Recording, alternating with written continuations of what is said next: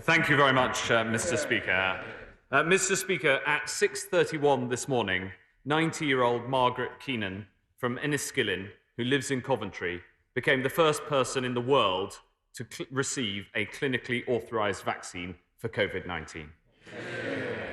This marks the start of the NHS's Herculean task to deploy vaccine right across the UK, in line with its founding mission to support people according to clinical need, not ability to pay.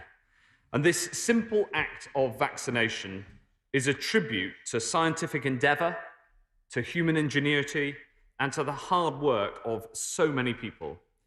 Today marks the start of the fight back against our common enemy, coronavirus. And while today is a day to celebrate, there is much work to be done. We must all play our part in suppressing the virus until the vaccine can make us safe.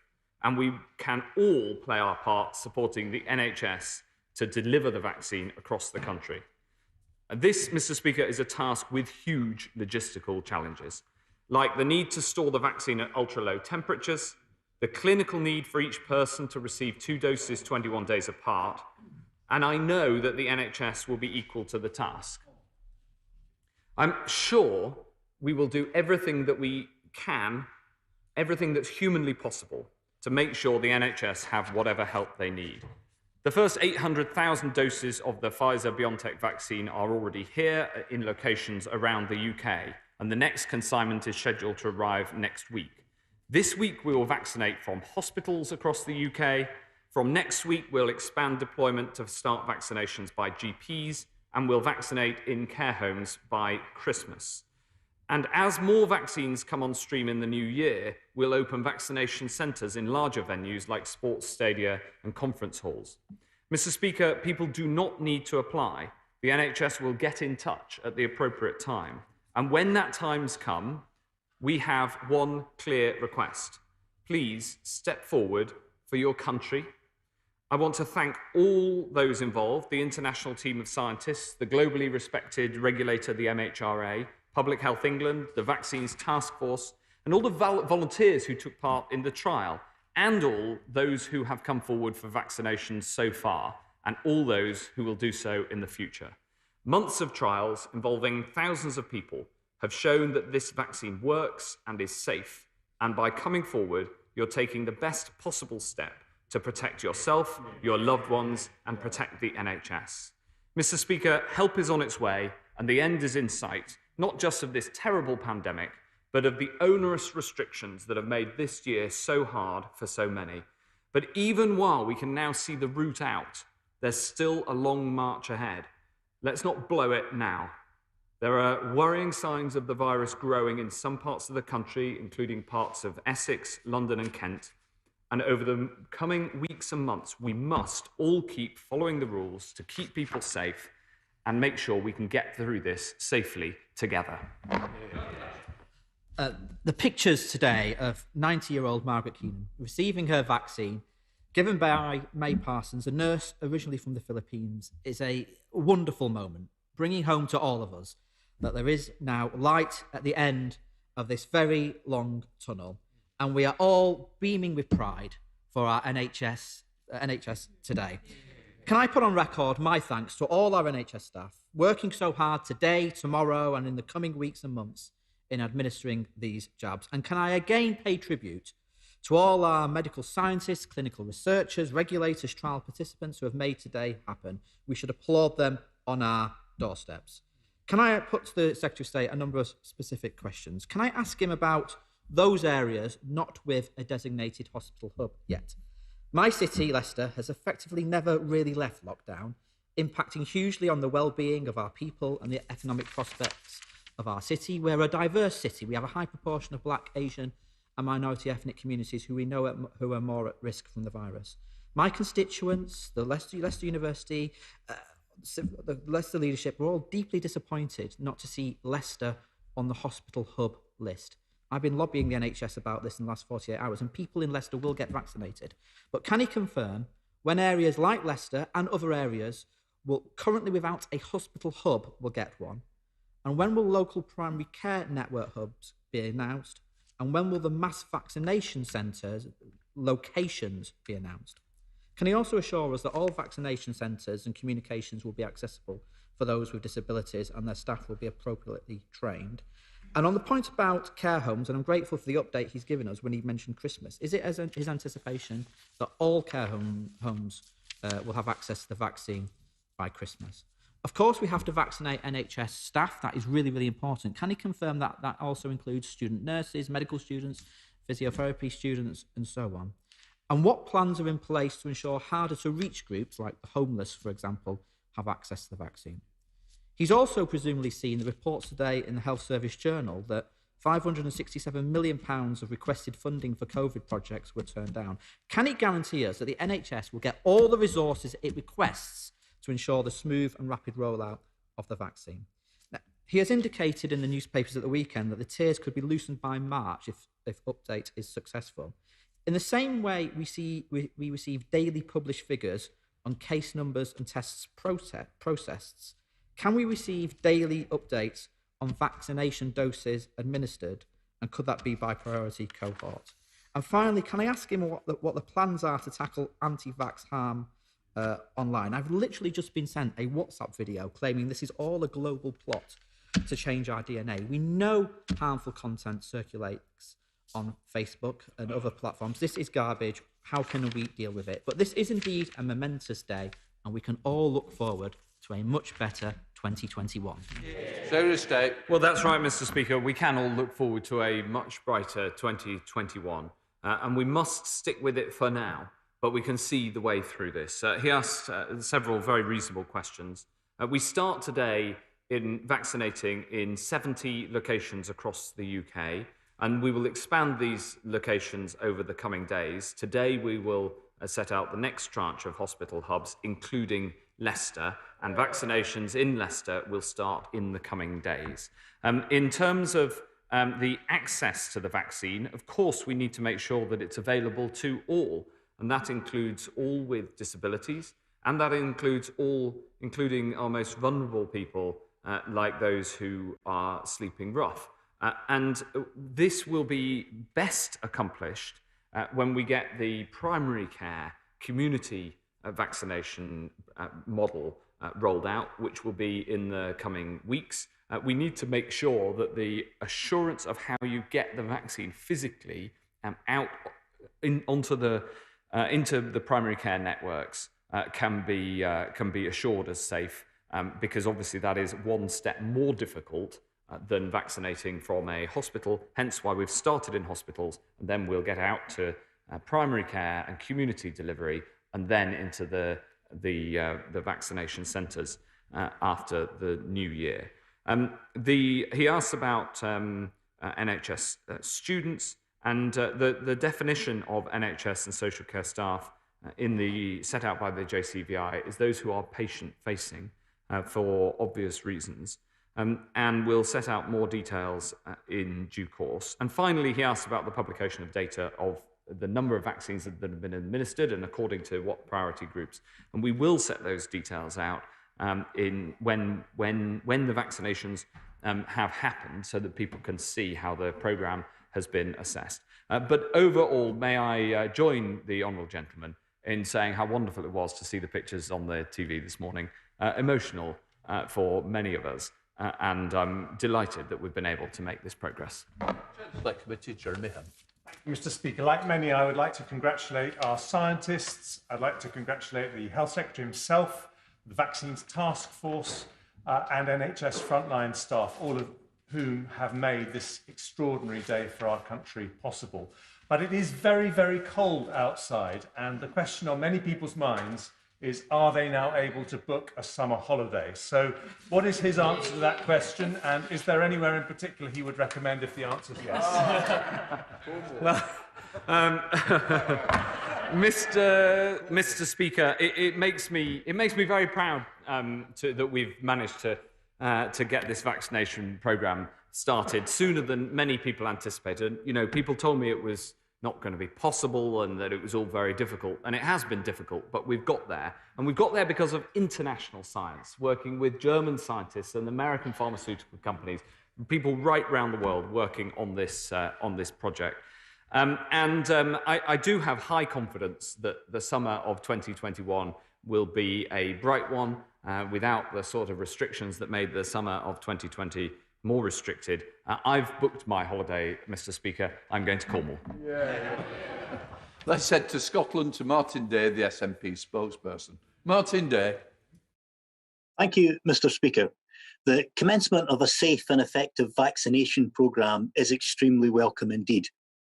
However, recent studies have shown as few as 54% of the UK population are certain to have the vaccination. There is clear need to counter misinformation, be that online scare stories or jingoistic nonsense. So what extra steps will the Minister take to ensure public trust in the vaccine's safety and effectiveness and encourage its take-up?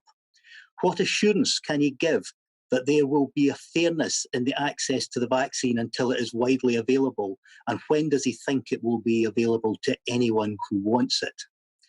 During which period will the UK government commit to a similar strategy to the Scottish government of pursuing eventual elimination of the virus?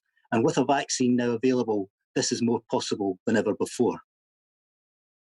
Thank you very much. Well, it is only with a vaccine that we can finally defeat this virus and get life back to normal. And this UK project has made huge strides forward. And I'm very, very grateful to NHS Scotland for the work that they're doing right now in making sure that this vaccine can reach people across Scotland, as the NHS is doing in Wales and Northern Ireland and England. It is a big team effort, and it's because the UK Vaccines Task Force was the first out of the blocks in order to buy the vaccine that we've been able, along with the smart approach taken by the MHRA, that we've been able to get to this point before any other country. He asked about fairness in access. Absolutely, fairness is critical. Hence, we'll be following the clinical advice of the Joint Committee on Vaccinations and Immunisations in terms of priority, and that's again right across the UK. And finally, I agree strongly with him, and in fact, the honourable member for the front bench opposite also raised this point, and I didn't answer it, so I shall now. Countering disinformation is incredibly important. That is best done with positive information and explaining objectively why the vaccine is safe and how it's safe.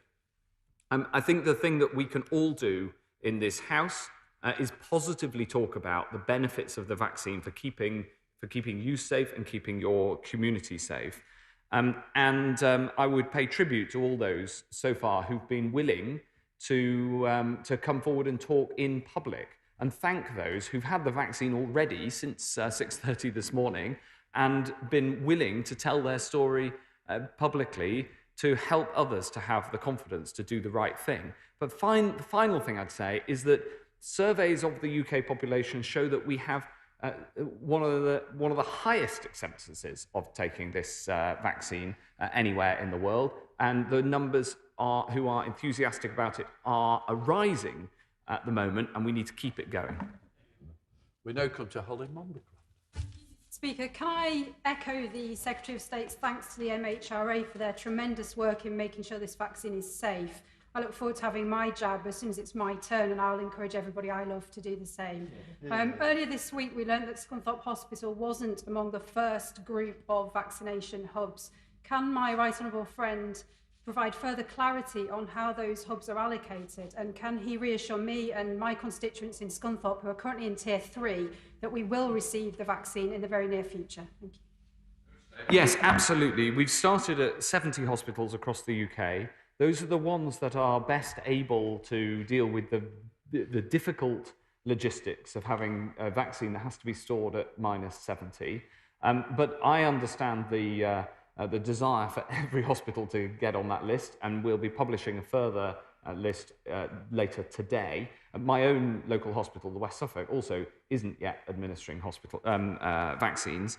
But then the other critical part of this is getting to the primary care networks, the community rollout, which will get us to many, many, many more sites where people are able to access the vaccine, so that across Scunthorpe and across the whole of the UK, everybody's able to access this vaccine as fairly and safely as possible. Thank you, Mr. Speaker. It's brilliant that the vaccine programme is beginning.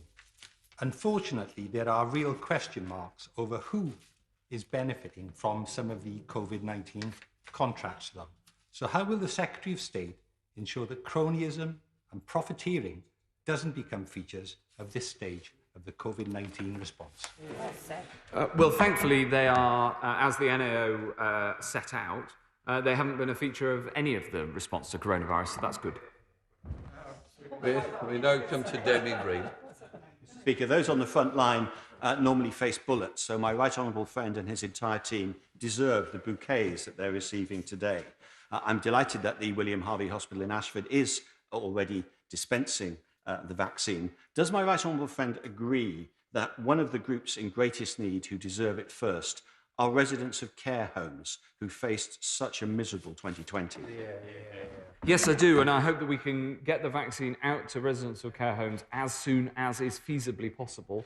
They are in the top priority clinically, and it's simply a question how quickly we can operationalise getting the vaccine out to care homes, and I hope that that can start before Christmas. I'll pay tribute to everybody working at the William Harvey Hospital in Ashford this morning, administering vaccines already and helping to protect the lives of my right honourable friend's constituents.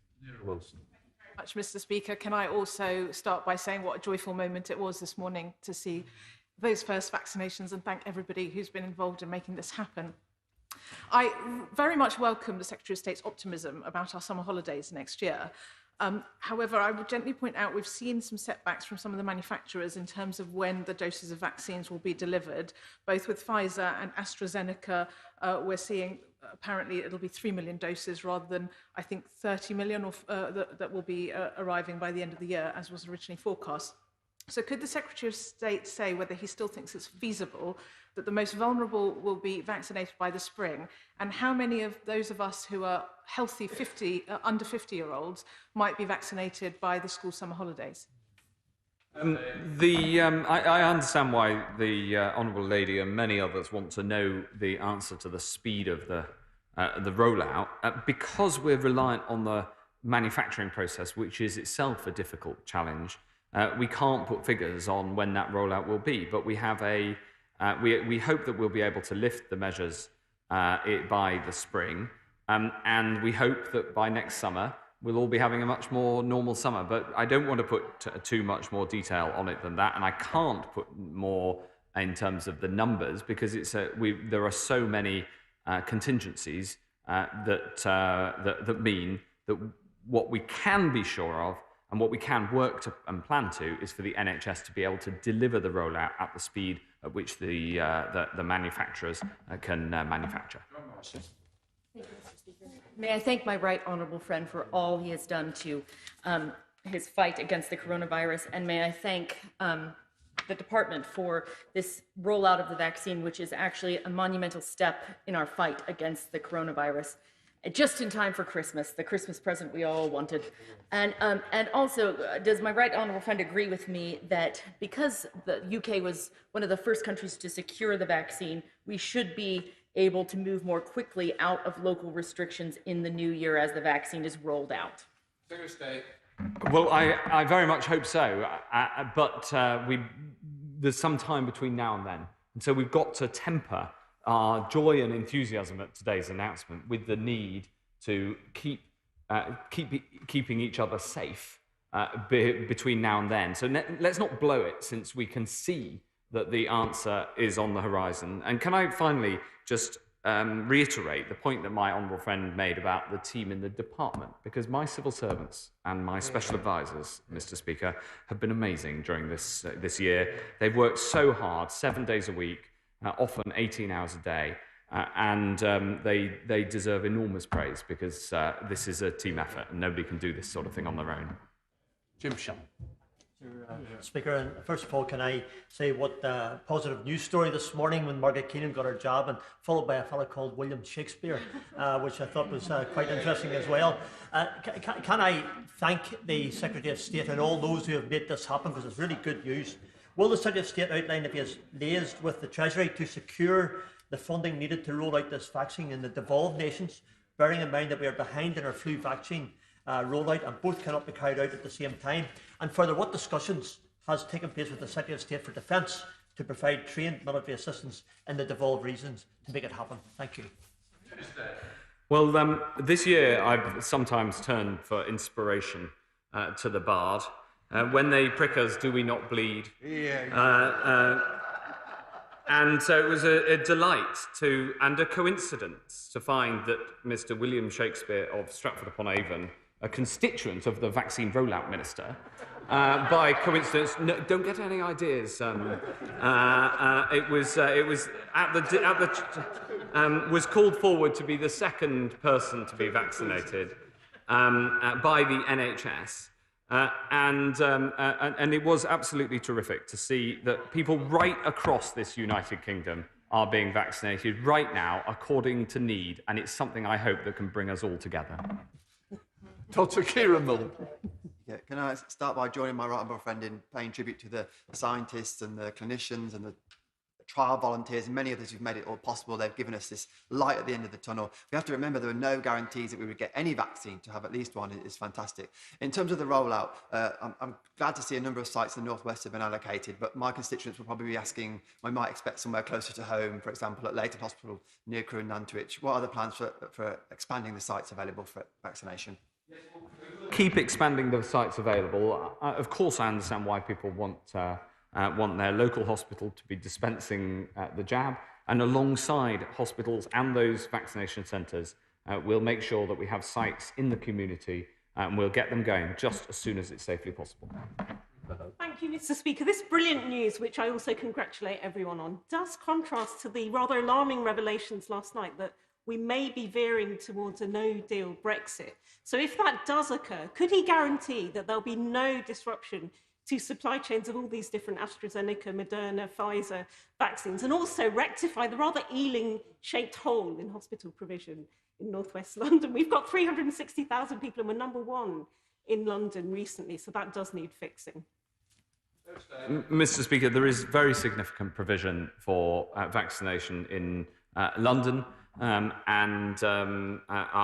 take up the specific point about Ealing, but London, thankfully, is a very well-connected, interconnected city. And to assure her on the point about logistical disruption, we have 5 contingency plans in total to ensure that we can continue with the vaccination supply, no matter if there are different types of disruption.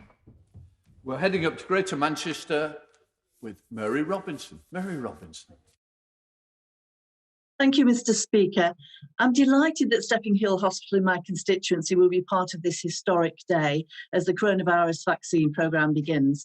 Along with rapid testing, tracking and isolating, we aim to bring our COVID rates down further prior to the tier review next week.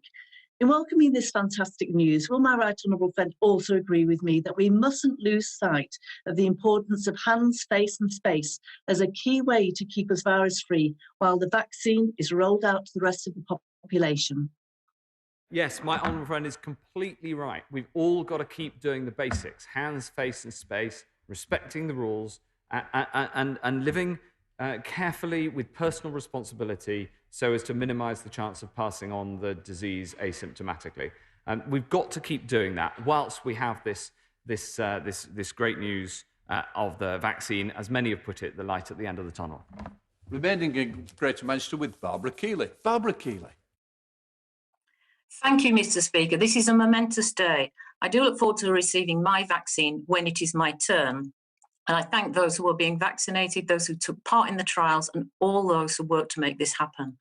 I understand that the Joint Committee on Vaccination and Immunisation has set a priority list for vaccines based on clinical vulnerability. But this has made people who were on the front line of the crisis, including unpaid family carers, feel like they're being ignored. Our immediate priority during this phase of vaccinations has to be reducing deaths. But once the most vulnerable are vaccinated, can the Secretary of State say whether unpaid carers will become a priority for vaccination? Of course, the Honourable Lady and I agree that clinical need must be the priority. And once we've reached all of those with a significant clinical need as set out by the JCVI, then we will set the next stage of priorities in due course. Imran Hamad Khan. Mr. Speaker, I too would like to commend the titanic effort of all those involved in the creation, manufacturing and distribution of the COVID-19 vaccine.